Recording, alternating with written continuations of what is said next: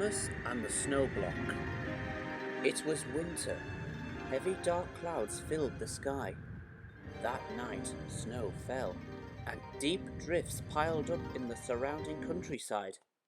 Next morning, Bertie the bus set out early from his garage to collect passengers for Thomas's early morning train. Thomas had hardly got Annie and Clarabel ready before they saw Bertie drive into the station yard. No passengers got out. "We can't get over the hill," Bertie said.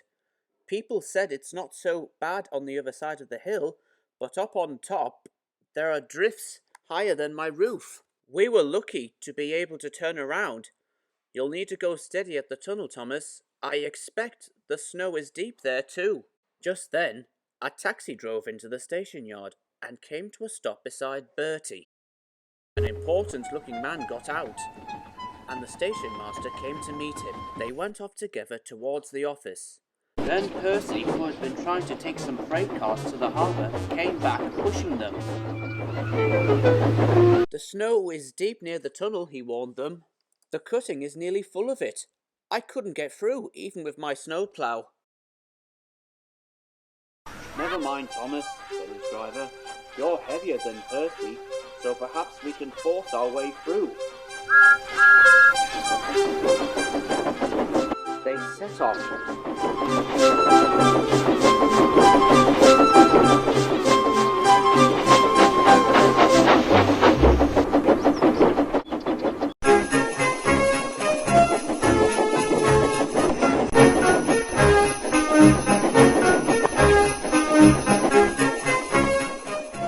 But when they reached the cutting, they found that the snow was so thick that it bent the snowplough, which began to damage the rails.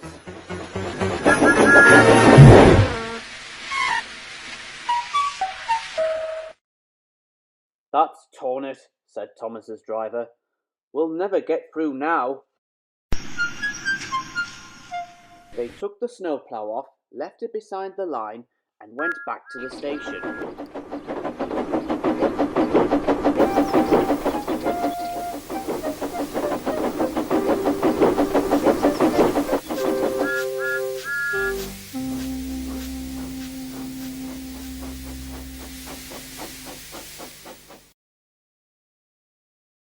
Thomas took Annie and Clarabel to their shed and had just got back to the platform when the station master came up with the important-looking man.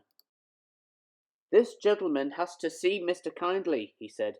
"It is a very important matter, and he must see him today at all costs." Thomas's driver scratched his head.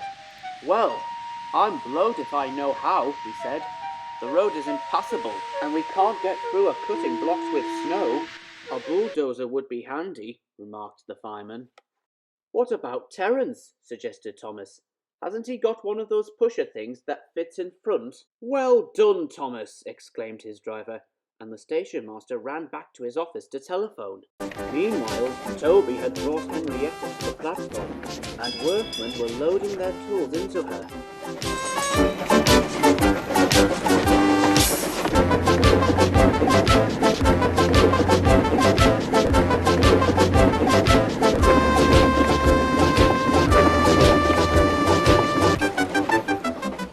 By the time Toby had taken them as far as he could go into the cutting, Terence was already at work.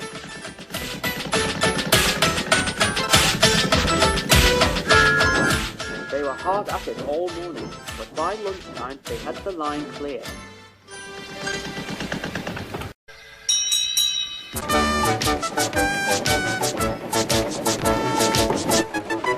Toby brought the men back to Farquhar and told everyone at the station the good news.